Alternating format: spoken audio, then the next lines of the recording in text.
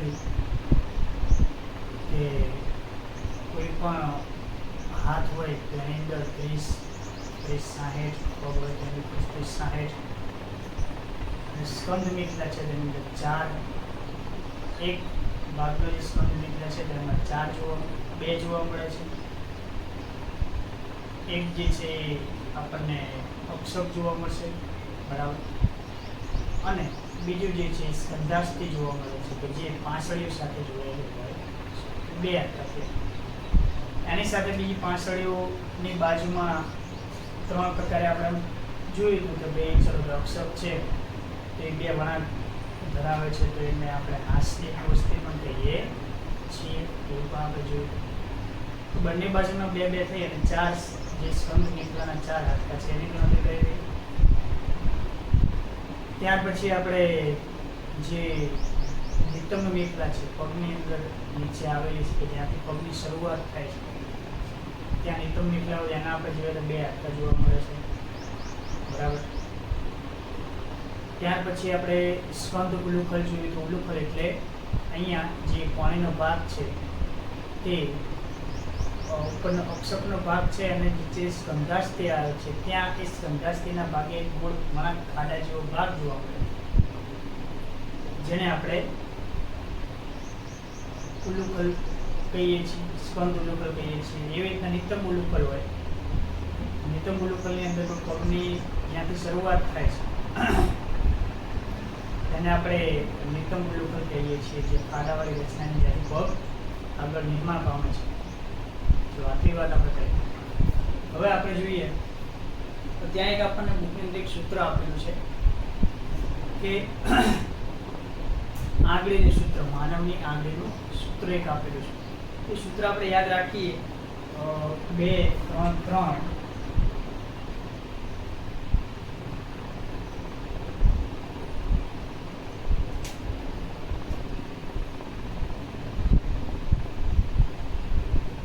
આપણી આંગળી જે છે 5 હોય તેમાં આપણે જોયું 3, 3, 3, 3. તો આ શું છે? તો છેલ્લી હું એક રચના દઉં તમને અહીંયા દર્શાવું. છેલ્લે આપણે મળતા હોય 1, 2, 3,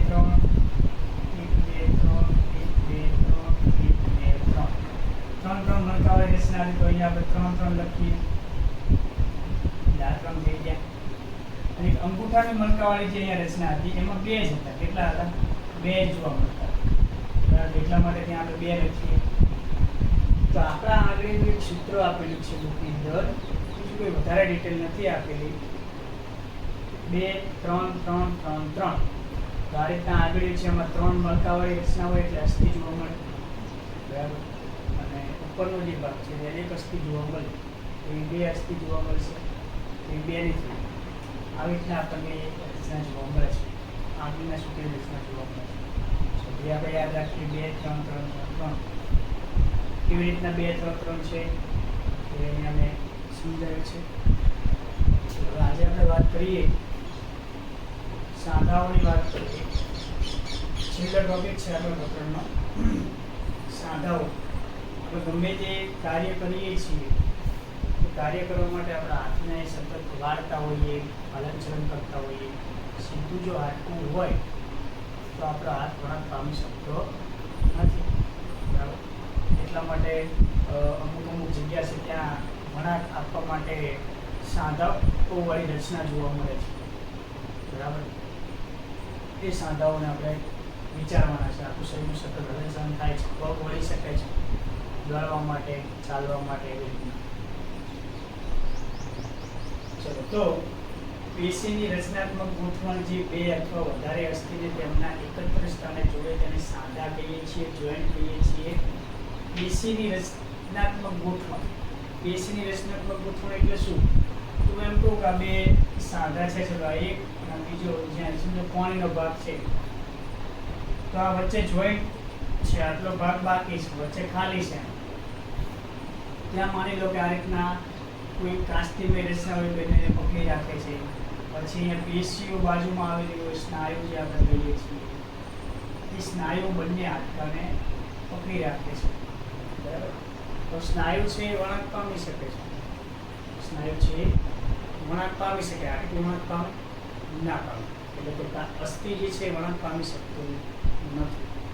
તો આવી સ્નાયુના જોડા વડે બે હાડકાં જે એકબીજા સાથે ટૂંકમાં પકડ રહી શકે, બરાબર. તો એટલા માટે પેશીની રચનાત્મક ગોઠવણ, આ જે છે પેશી છે એની રચનાત્મક ગોઠવણ એટલે વ્યવસ્થિત ગોઠવણ થઈ અને હાડકાને જોડી રાખે છે.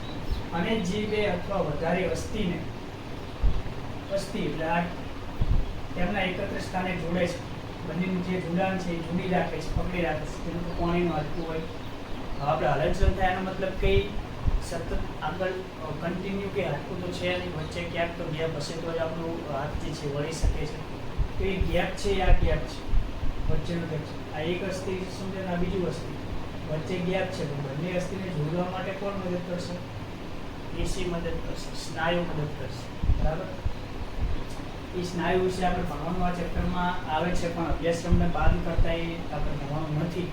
તો તમને વધારે ખબર પડે કે સ્નાયુ છે કેવી રીતના કાર્ય કરે છે. ચલો, આવી રીતના કોની રચનાત્મક ગોઠવણી? પેશીની રચનાત્મક ગોઠવણી. અને કોને જોડે? બે અસ્થિને જોડે છે. આવી જે જોડવાની જે જગ્યા છે, સ્થાન છે જોડાવા માટે, એને સાંધા કહીએ છીએ અથવા તો જોઈન્ટ્સ કહેવામાં આવે છે. બધા જ પ્રકારના હલનચલન કરવા માટે આપણને મદદ કરશે. શરીરનું દરેક હલનચલન આપણે આગળ સતત આ રીતના હલનચલન કરીએ છીએ. હાથ હલનચલન કરીએ છીએ, કાંડું હલનચલન કરીએ છીએ. જ્યાંથી હલનચલન થાય છે બધી જ જગ્યાએ સાંધાઓ આવેલા છે. આ જે આપણે વાત કરી 2 3 3 3 3 દરેક મણકા વચ્ચે પણ એ સાંધો જ છે. આપણે આગળ વાળીએ છીએ તો આ સાંધો જ કહેવાય, બરાબર. દરેક સાંધાના પ્રકાર અલગ અલગ હોય, આપણે આગળ સમજવાના છે. ચલો, તો હલનચલન દર્શાવવા માટે સાંધાઓ ઉપયોગી છે. બે અસ્થિઓ કે કાસ્તી અને અસ્થિ વચ્ચેના સંપર્ક બિંદુ છે. બે અસ્થિઓ કે કાસ્તી અને અસ્થિ વચ્ચેના સંપર્ક બિંદુ જે છે એને સાંધા તરીકે આપણે ઓળખી શકીએ. એટલે શું? તો માની લો કે મેં તમને ઉદાહરણ આપ્યું કોનું? તો કે કોણીનું ઉદાહરણ આપ્યું. શેનું સમજો? કોણીનું.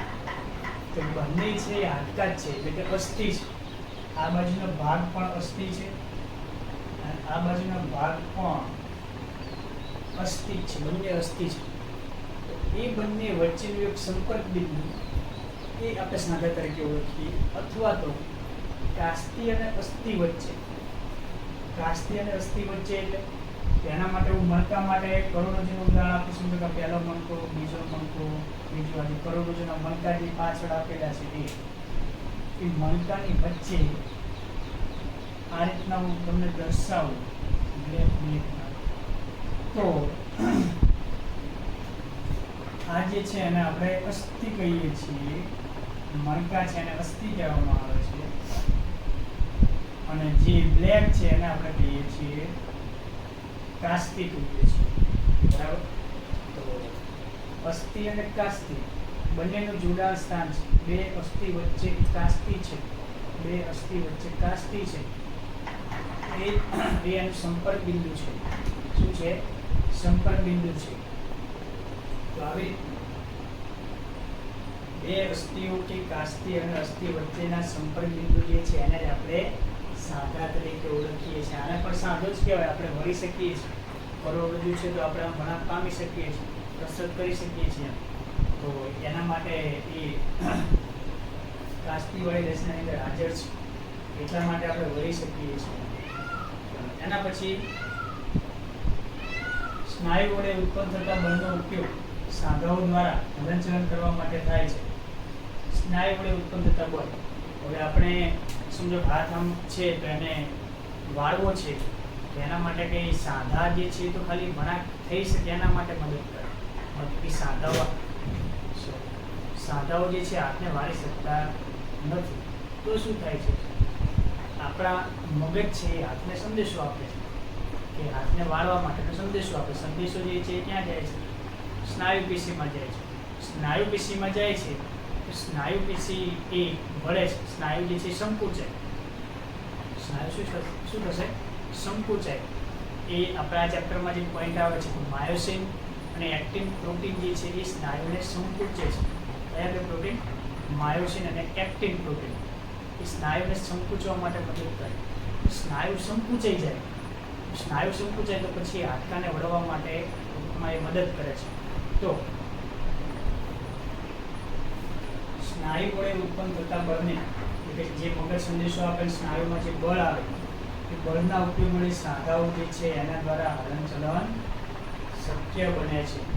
ખાલી હાડકું હોય વચ્ચે ગેપ હોય તો કંઈ વળી શકતું નથી, એના માટે સંદેશો આપે છે. સંદેશો આપે એટલે આ જે વચ્ચે આપણને આ જે પેશી છે એટલે મતલબ કે સ્નાયુ છે એ સ્નાયુ સંકુચાય એટલે અહીંથી હાથ જે છે જે બાજુ વળવું હોય એ વળી શકે છે. મુખ્ય આધાર છે સ્નાયુનું સંકુચન. સ્નાયુનું સંકુચન થાય તો જ હાડકું છે એ વળી શકે છે, હલનચલન કરી શકે છે. બરાબર. તો આ રીતના આપણે સમજ્યા કે સ્નાયુ વડે ઉત્પન્ન થતું બળ એના દ્વારા સાંધાઓ દ્વારા હલનચલન થઈ શકે છે. એટલે એના પછી સાંધાઓ ઉચ્ચાલનના આધાર બિંદુ તરીકે કામ કરે છે. ઉચ્ચાલનના આધાર બિંદુ તરીકે એટલે તો આપણે છઠ્ઠા શાખામાં કદાચ ભણ્યા હોઈએ કે ઉચ્ચાલન બળ એટલે શું, બરાબર. તો હું એમ કહું ચીચવું, આપણે જે રમતનું મેદાન હોય સ્કૂલમાં એમાં ચીચવું આપણે બધા રમેલા હોઈએ એમ તો બેઠેલા હોઈએ. તો ચીચબામાં શું હોય, એક બાજુ એક વ્યક્તિ બેઠો હોય, બીજી બાજુ બીજો વ્યક્તિ બેઠો હોય, વચ્ચે જે બિંદુ છે એને એ બિંદુથી ચીચબો જે છે ઊંચો નીચો થઈ શકે છે. બરાબર. આ ચીચબો છે.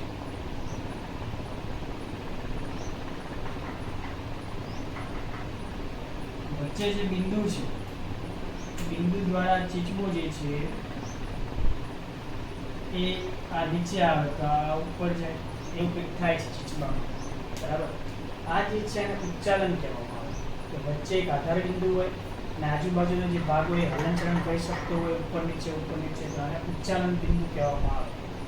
હવે ઘરે રસોડાની અંદર સાંસી જે કહીએ તપેલી પકડવા માટે, એની અંદર પણ જે સાંસીના વળવાની એટલે ટૂંકમાં એને પકડ આપવાની અને છૂટા પડવાની વચ્ચેથી સ્ક્રૂ જે લગાવેલો હોય છે એને આપણે ઉચ્ચાલન બિંદુ કહીએ છીએ. વચ્ચે જે બિંદુ છે એને ઉચ્ચાલન બિંદુ કહેવામાં આવે. તો આવા સાંધાઓ છે એ સાંધાઓ ઉચ્ચાલનના આધાર બિંદુ તરીકે કામ કરે છે. ઉચ્ચાલનના આધાર બિંદુ એટલે સમજો આ હાથનો આગળનો ભાગ છે, આ કોણીથી પાછળનો ભાગ છે. સમજો ચીચબાનો આ ભાગ છે, આ છે, આ ભાગ છે પાછળનો, વચ્ચે જે કોણીનો ભાગ છે આ ભાગ છે લાલ, જેને આપણે ઉચ્ચાલન બિંદુ કહીએ. હાથને મારે વાળવું હોય તો અહીંથી હું આમ વાળી શકું છું, આમ વાળી શકું છું. આને મારે વાળવું હોય તો એના પર હું હલનચલન કરી શકું છું. તો આ વચ્ચે છે ને આપણે આધાર બિંદુ છે તો ઉચ્ચાલન બિંદુ તરીકે ઓળખીએ છીએ. છઠ્ઠા સાતમાં પોઈન્ટ આવે છે. આપણે કદાચ ક્યાંય જોયું સાંભળ્યું હોય ઉચ્ચારણ એટલે શું એમ, તો એ યાદ ના હોય તો મેં આ રીતના તમને સમજાવ્યું. બરાબર. બે સાંધાઓ વચ્ચે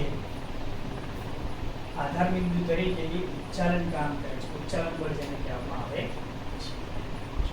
તો આ પ્રમાણે આપણે સાંધાઓ વિશે થોડી માહિતી લીધી, એક વ્યાખ્યા સમજ્યા. બરાબર. કેવા પ્રકારનું હલનચલન હોય, તો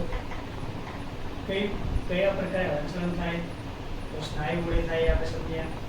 કયા આધાર બિંદુ તરીકે કામ કરે છે, તો ઉચ્ચાલન આધાર બિંદુ તરીકે યાદ રહેવું જોઈએ. બધા જે મેં બોક્સમાં લખી છે બધું યાદ રહેવું જોઈએ, જે 1 માર્કમાં પૂછાય છે. હવે આપણે લઈએ સાંધાઓના પ્રકાર. સાંધાઓના પ્રકાર જે છે એટલે કે કેવા કેવા પ્રકારના સાંધા હોય. પહેલો લઈએ તંતુમય સાંધા. કેવા સાંધા? તંતુમય સાંધા. તંતુમય સાંધા એટલે શું સમજો કે આ કોઈ એક અસ્થિ છે, આ કોઈ એક બીજું અસ્થિ છે. બરાબર. બંને અસ્થિ વચ્ચે આ એક અસ્થિ બ્લેક છે, મારા વાદળી છે, બીજું અસ્થિ છે. બંને અસ્થિ જ્યાં એનો ભાગ જોડાતો હોય, સમજો માની લો કે અહીંયા જોડાય છે, તો આ જોડાયેલો ભાગ જે છે મેં જે લાલ લાલ દર્શાવ્યો છે એ જોડાતો જે ભાગ છે એ કોલેજન તંતુથી બની ગયો. કયા તંતુથી? કોલેજન પ્રોટીનથી ભરપૂર. કોલેજન પ્રોટીન હોય એના વડે બંને સાંધાઓ બંને અસ્થિ છે એકબીજા સાથે જોઈન્ટ થઈ જશે. આ જોઈન્ટ એવા પ્રકારનું છે, આ જોડાણ જે છે એવા પ્રકારનું છે કે આ બંને હાડકા જે છે એનું હલનચલન થઈ શકતું નથી. જો આપણે 3 પ્રકાર ભણવાના છે. સાંધાના કેટલા પ્રકાર ભણવાના છે? 3 ત્રણેયની અંદર એક જે છે એ સાવ હલનચલન નહીં કરી શકતું હોય, જેમ કે તંતુમય જે સાંધો છે બરાબર, એમાં સાવ હલનચલન બે અસ્થિ બે હાડકા વચ્ચેનું થઈ શકતું નથી. એક પ્રકાર ભણીશું એમાં થોડું ઘણું હલનચલન થશે, છેલ્લો એક પ્રકાર ભણીશું એમાં બહુ જ વધારે હલનચલન થતું હશે. એવું નથી કે સાંધાઓ છે તો એ હલનચલન માટે જ કામ લાગે. બીજા પણ કેટલાક એના પ્રકાર છે. પહેલું તંતુમય સાંધા, તો વાત કરીએ બે અસ્થિ છે જ્યાં જોડાય છે ત્યાં એકદમ કહીએ કે ફિટ થઈ જાય છે, જોડી જાય છે, નક્કર થઈ જાય છે. એ થવા માટે કોલેજન પ્રોટીન છે એ મદદ કરે છે.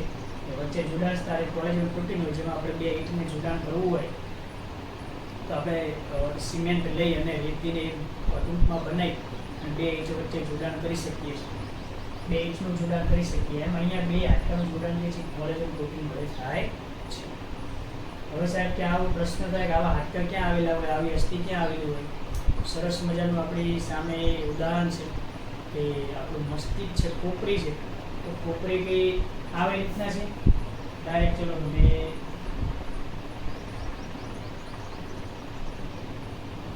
આ ખોપરી આવું છે ના, એની અંદર અલગ અલગ ભાગ છે.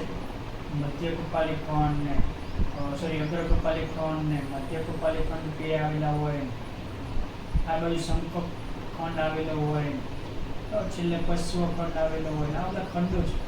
તો આપણે એમ કહીએ કે એમ અસ્થિની પ્લેટો છે, નાની નાની શું છે પ્લેટો છે, અસ્થિ હાડકાની બની ગઈ. એ દરેક પ્લેટો એકબીજા સાથે એની જે વચ્ચે જોડાણ ધરાવે છે. માની લો કે આ પ્લેટ વચ્ચે અહીંયા જોડાણ છે, આ મેં થોડું રફલી દોર્યું છે કે આટલું બધું ગેપ હોય નહીં, અહીં વચ્ચે અહીંયા જોડાણ હોય બે પ્લેટ વચ્ચે. તો આવું જે જોડાણ છે એ શેનું હશે? કોલેજન પ્રોટીન અને તંતુમય સાંધા. તંતુમય એટલે કોલેજન છે, પ્રોટીન છે, એ તંતુવાળી રચના છે. તો આ જે મસ્તિષ્ક છે એની જે પ્લેટો છે, અગ્ર કપાલી ખંડ, મધ્ય કપાલી ખંડ, પશ્વ સંપક ખંડ બધી જે આવે સમજ્યા છે. તો બધી પ્લેટો એકબીજા સાથે તંતુમય સાંધાથી એ જોડાયેલી છે. કારણ કે આને હલનચલન કરવાનું છે. આપણે ખોપરીની અંદર કે પ્લેટોને હલનચલન કરાવવા દેવાનું છે, હાથને હલનચલન કરવાનું છે, તો પ્લેટોને કે હલનચલન કરવાનું છે નહીં. અસ્થિની જે મસ્તિષ્ક છે સોરી એના જે અસ્થિ જોડાયેલા છે એ તંતુમય સાંધાથી જોડાયેલા હોય છે. કારણ કે એને કોઈ પણ પ્રકારનું હલનચલનની જરૂર છે નહીં. જો એ હલનચલન થાય તો આપણું શરીર પણ આપણું શું થઈ જાય? હલનચલન થઈ જાય. એટલે કે ટૂંકમાં વ્યવસ્થિત કામ ના કરી શકે. ચલો એના પોઈન્ટ જોઈ લઈએ. હલનચલન ન થવા દે કારણ કે કોલેજન તંતુ છે એનું જોડાણ છે એ જોવા મળે છે બરાબર. હલનચલન ન થવા દે. સંયોજક પેશીની મદદથી ટાંકો સિલાઈ વડે મસ્તિષ્ક પેટીનું નિર્માણ. એટલે આ જે જોડાણ છે બે પ્લેટ વચ્ચેનું જોડાણ છે એ આપણે કેમ બે વસ્તુ બે કાપડના ટુકડા જોડવા હોય તો આપણે એને સિલાઈ કરીએ છીએ, ટાંકા લઈએ છીએ. એ રીતના આપણને અહીંયા શબ્દ આપેલો છે કે સિલાઈ કરી દેવાની છે. કોના વડે સિલાઈ કરવાની છે? સંયોજક પેશીની મદદથી. સંયોજક પેશી એટલે તે આપણે 7મું ચેપ્ટર ભણીશું એટલે આપણને ધ્યાનમાં આવશે સંયોજક પેશી કોને કહેવાય બરાબર. બે ત્રણ પેશી જે ભેગી થઈ અને કામ કરે અને સંયોજક પેશી આપણે કહીએ છીએ રુધિર છે તો એ સંયોજક પેશી છે. કારણ કે આની અંદર રક્ત કણો હોય, શ્વેત કણો હોય, ત્રાક કણો હોય, ઘણી બધી કણો એની અંદર ભેગા, ઘણા બધા કોષો ભેગા હોય અને આપણે રુધિર જે પેશી છે એને સંયોજક પેશી કહીએ છીએ. એવી રીતના સંયોજક પેશી વડે એનું જોડાણ થાય છે, સાંધા લેવામાં આવે છે, ટાંકા લેવામાં આવે છે એવું કહેવાય. અને મસ્તિષ્ક પેટીનું નિર્માણ થાય છે. આથી એક શું છે? મસ્તિષ્ક પેટી છે. પેટી જેવી રચના છે. ખોપરીના અસ્થિ વચ્ચે જોવા મળે છે, તંતુમય સાંધા જોવા મળે છે કોની વચ્ચે? ખોપરીના અસ્થિ વચ્ચે. ચલો તો અહીંયા તંતુમય સાંધાની અંદર આપણે આટલું યાદ રાખવાનું છે કે તંતુમય સાંધા તો એક તો કોલેજન પ્રોટીનથી જોડાયેલા હોય, અસ્થિ બે જોડાયેલા હોય, કોઈ પણ પ્રકારનું હલનચલન નથી થતું. ખાસ આ યાદ રાખવાનું છે. ખાસ હલનચલન ના થાય. કોલેજન તંતુ અને ખોપરીના અસ્થિ એનું ઉદાહરણ છે. આટલી વસ્તુ આપણે યાદ રાખવાની છે. કઈ પેશી વડે સિલાઈ થાય છે? સંયોજક પેશી વડે સિલાઈ થાય છે. આટલી વસ્તુ યાદ રાખવાની છે. એના પછી આપણે લઈએ કાસ્તિમય સાંધા. કાસ્તિમય સાંધા એટલે શું? બે અસ્થિ છે. માની લો કે અહીંયા મેં બે અસ્થિ દોરેલા છે. આ એક અસ્થિ છે બીજું વસ્તુ બંને વચ્ચે થોડી ઘણી આપણે હમણાં વાત કરીએ એમ કે અસ્થિની વચ્ચે કાસ્તિમય રચના આવેલી હોય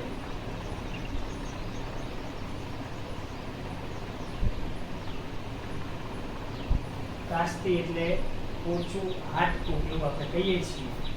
તો બે હાડકાની વચ્ચે આ રીતના કાસ્તિમય રચના હોય તો એના વડે જે સાંધો બને છે એને આપણે કાસ્તિમય સાંધા કહીએ છીએ. કાસ્તિ વડે સાંધો બને છે. બે હાડકા વચ્ચે શું આવી ગયું? કાસ્તિ આવી ગયું. અહીંયા બે હાડકા વચ્ચે શું આવી ગયું? Collagen protein. કોલેજન પ્રોટીન એટલે કે કોલેજન જે છે તંતુમય રચના એટલે તંતુમય સાંધા. તો આપણને આનું ઉદાહરણ સરસ મજાનું ઉદાહરણ ખબર જ છે, ઘણી વાર આપણે કીધેલું છે. કરોડરજ્જુ છે એના મણકા છે, મણકાની વચ્ચે શું આવેલું હોય? ગાદી આવેલી હોય. ગાદીને આપણે શું કહીએ? કાસ્તિ. ઘણી વાર એવું કહેવામાં આવે એમ કે ગાદી જે છે ને ખસી જે છે એ વ્યક્તિની કરોડરજ્જુની ગાદી ખસી જે છે એનો મતલબ કે આ જે ગાદી છે એમાં થોડું દૂર હલનચલન થઈ ગયું હોય. માની લો કે થોડી આ પ્રમાણે ખસી ગઈ હોય, એને વ્યવસ્થિત જગ્યાએ ફિટ કરી હોય એના માટે ટૂંકમાં એ ઓપરેશન કરવામાં આવે છે. તો આ જે રચના છે એને અસ્થિ કહીએ છીએ. એની અંદર વચ્ચે જોડાણ છે એને આપણે કાસ્તિ કહીએ છીએ. આવું જોડાણ છે અને કાસ્તિને સાંધો કહેવામાં આવે. બે હાડકા વચ્ચેનો સાંધો જોઈન્ટ છે. કાસ્તિ જે છે પોચી રચના છે એટલા માટે વળાંક પામી શકે છે, હલનચલન થઈ શકે છે. એટલા માટે આ જે કાસ્તિમય સાંધા શરીરમાં જ્યાં જ્યાં પણ બનેલા છે એ બધા જ સરસ મજાનું એવું થોડું થોડું હલનચલન દર્શાવે છે. સરસ ઉદાહરણ બેસ્ટ છે એ કરોડરજ્જુ. આપણે કરોડરજ્જુ છે વચ્ચે મણકા વચ્ચે કાસ્તિમય રચના હોય બરાબર, દરેક મણકા વચ્ચે. એટલા માટે આપણે કરોડરજ્જુને આગળ પાછળ જે છે ઝુકાવી શકીએ, હલનચલન કરી શકીએ છીએ. એ અમુક લિમિટ સુધી, બહુ વધારે હલનચલન કરી શકતા. જો અહીંયા હલનચલન છે એની થોડી છૂટ મળે છે, હલનચલનની થોડી છૂટ મળે. એટલું બધું કે વધારે હલનચલન થતું નથી, પણ હલનચલન થોડું ઘણું થઈ શકે. દરેક અસ્થિ છે, બે અસ્થિ છે અને આપણે કરોડરજ્જુની ભાષામાં કહીએ તો મણકા, અથવા તો આ દેશી ભાષા લઈને આપણે બીજો એક શબ્દ લેવો હોય તો શિરુકા. તો શિરુકા, બે શિરુકા વચ્ચે કાસ્તિની રચના હોય છે એવો પણ પ્રશ્ન પૂછાય. બે શિરુકા કારણ આપણે કરોડરજ્જુની સંખ્યા જ્યારે ગણી 26 એ કશિરુકા શબ્દને ટૂંકમાં એ જીવવિજ્ઞાનનો શબ્દ છે એ ધ્યાનમાં લીધો હતો. તો દરેક અસ્થિ, બંને અસ્થિ એટલે કશિરુકા કાસ્તિ વડે જોડાયેલ છે. કરોડસ્તંભની કશિરુકાઓ વચ્ચે જોવા મળે છે. કશિરુકાઓ વચ્ચે એ પણ આપણે સમજીએ. આપણે વળવું હોય, સાંધાઓનું થોડું ગોળ કરવું હોય, ગોળ કરવા માટે આપણે આમ આ રીતના ગોળ કરીએ છીએ. એના માટે સાંધાઓની વચ્ચે કાસ્તિની રચના હોય છે. પૂર્વ નિતમ કાસ્તિ એટલે નિતમ મેખલા જ્યારે ભણ્યા, નિતમ મેખલા ત્યારે મેં તમને એક આકૃતિ દોરાઈ હતી, અહીંયા તમને દેખાતી જશે, દોરીને બતાવું છું કે આ રીતના નિતમ મેખલા મેં દોરી અને બતાવી દીધી. વચ્ચેનો ભાગ છે આખું જે છે ને ત્રિકાસ્તિ આપણે કહીએ. આને શું કીધું હતું? ત્રિકાસ્તિ. અને આગળના લેક્ચરમાં આપણે સમજ્યા બંને બાજુ એ ત્રિકાસ્તિ હોય. એના ત્રણ ભાગ છે. ઉપરનો ભાગ હોય એને નિતંબાસ્તિ કહેવામાં આવે છે બરાબર. એ છેડે અહીંયા ભાગ જે જોવા મળે છે બંનેનું જોડાણ થાય છે એને આપણે શું કીધું હતું? પૂર્વ નિતમ કાસ્તિ કીધું હતું. વચ્ચે જોડાણ થાય બે ત્રિકાસ્તિ, જોડાણ નીચેથી જે થાય છે એને પૂર્વ નિતમ કાસ્તિ કહેવામાં આવે છે. આ જોડાણ બે, આ ત્રિકાસ્તિ છે, આ પણ ત્રિકાસ્તિ છે. એનો મતલબ કે બે હાડકા છે. બંને હાડકાની અહીંયા વચ્ચે જે જોડાણ છે એ જોડાણ કયા સાંધા વડે થઈ શકે છે એ આપણને અહીંયા ખબર પડે કે એ કાસ્તિમય સાંધા વડે થાય છે. તો આ જે સાંધો છે એ કેવો છે? કાસ્તિમય છે, કાસ્તિનો બનેલો છે બરાબર. એને આપણે પૂર્વ નિતમ કાસ્તિ કહીએ છીએ. કાસ્તિમાં કયું હતું? તો પૂર્વ નિતમ કાસ્તિ. એના સંધાન રેખામાં જોવા મળે છે. કયો સાંધો? તો કાસ્તિમય સાંધો જે છે. પૂર્વ નિતમ કાસ્તિ જે છે ત્યાં આપણને એ જોવા મળે છે. ત્યાં આપણને તંતુમય જોવા મળતો નથી, કારણ કે એનું હલનચલન નથી થતું. અહીંયા આપણે ચાલીએ એટલે અહીંયા હલનચલન થાય છે. શ્રોણી અસ્થિ જે છે આખી શ્રોણી અસ્થિ એનું હલનચલન આપણે ચાલીએ ત્યારે થાય છે, દોડીએ ત્યારે થાય છે, ત્યારે આપણને મદદ કરે છે. બરાબર. જો આ ફરી વાર મેં તમને યાદ કરાવ્યું, ત્યારે પણ મેં તમને કીધું કે યાદ રાખજો. આગળ આપણે સાંધાઓમાં ભણવાનું આવશે અને એ આપણી હાડકાની વચ્ચેની સાંધો છે, અને આપણે ત્રિકાસ્થીની બે ત્રિકાસ્થી વચ્ચેનો જે છે એને પૂર્વનિતમ કાસ્તી કહીએ છીએ, તે કાસ્તીની સાંધો આવેલો છે. તો આટલી વાત જે છે આપણે સમજ્યા. બરાબર. કાસ્તીની સાંધાની અંદર સમજ્યા. ખાસ પૂર્વી હલનચલન દર્શાવે છે.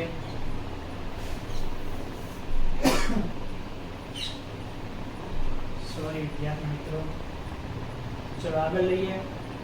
સાયનોવિયલ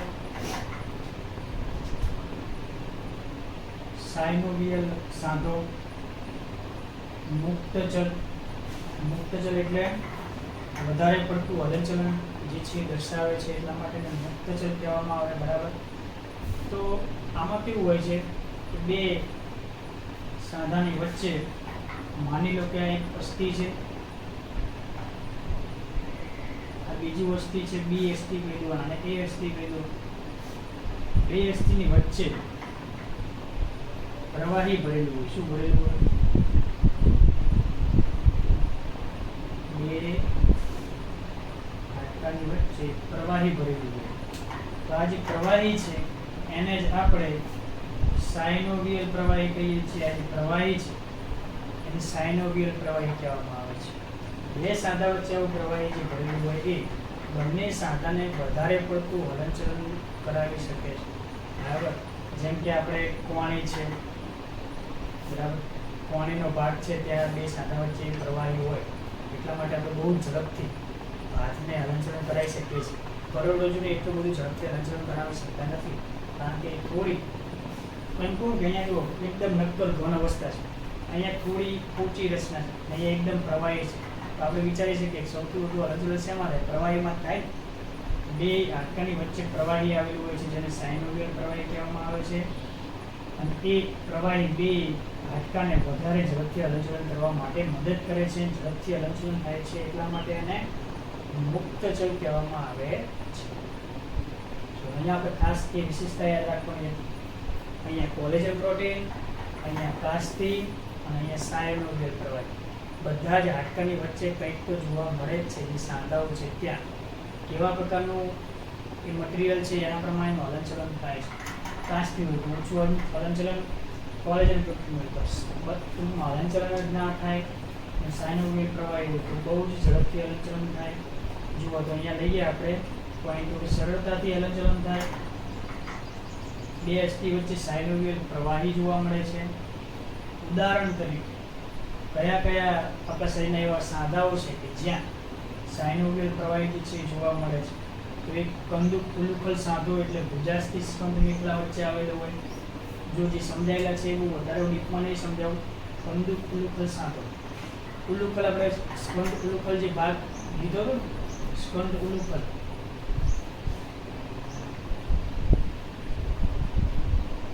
સ્કંદ ઉલુખલની અંદર આ રીતના ટૂંકમાં હાથનું નિર્માણ થાય. તો આ જે છે ટૂંકમાં એ બંને વચ્ચે અહીંયા સાયનોવિયલ પ્રવાહી જોવા મળે છે. ત્યાંથી હાથની શરૂઆત થાય છે. સ્કંદ ઉલુખલ જે છે ત્યાં એ એક એનું ઉદાહરણ છે. બીજાગ્રા સાંધા એટલે કોણીનો સાંધો, બંને બાજુની જે કોણી છે ત્યાંના જે સાંધા છે એને આપણે બીજાગ્રા સાંધા કહીએ છીએ, એટલે કે કોણીનો સાંધો.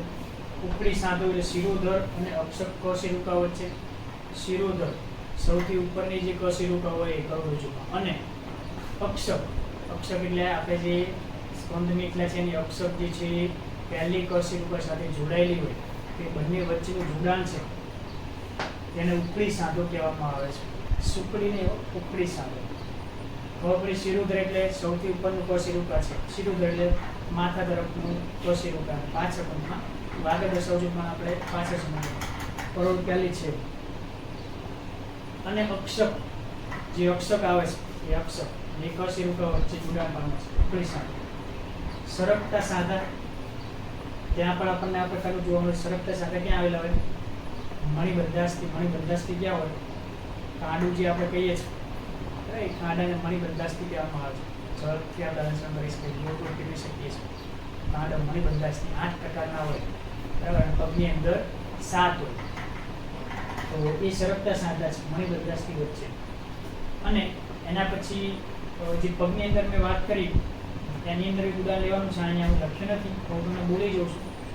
પગની અંદર ભળી શકે તેવા એની અંદર પશ્વગુલ્ફાસ્થિ, એટલે આપણે જે પાણીનો ભાગ કહીએ છીએ, પાણી, એ આપણે પશ્વ ઉપા કહેતા એમાં સમજ્યા હતા એટલે આપણને ધ્યાનમાં હોય. પશ્વગુલ્ફાસ્થિ, એના જે મણકાવાળી ગોળ ગોળ રચના હોય છે ત્યાં આપણને આ પ્રકારનું સાંધું જોવા મળે છે. એવી રીતના બીજું જોઈએ તો સાયનોવિયલ સાંધો છે એ આપણને અંગુલિયાસ્થિ.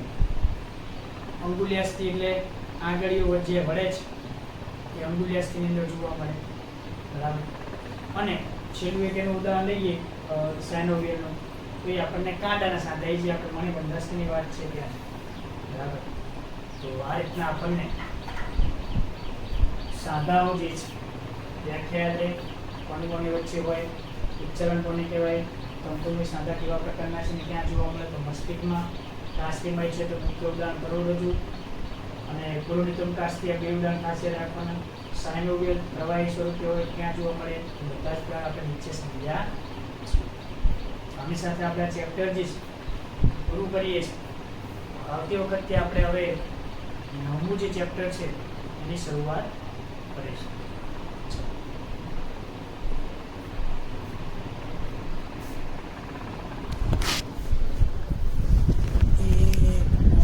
એનર્જી રહેતી નહીં.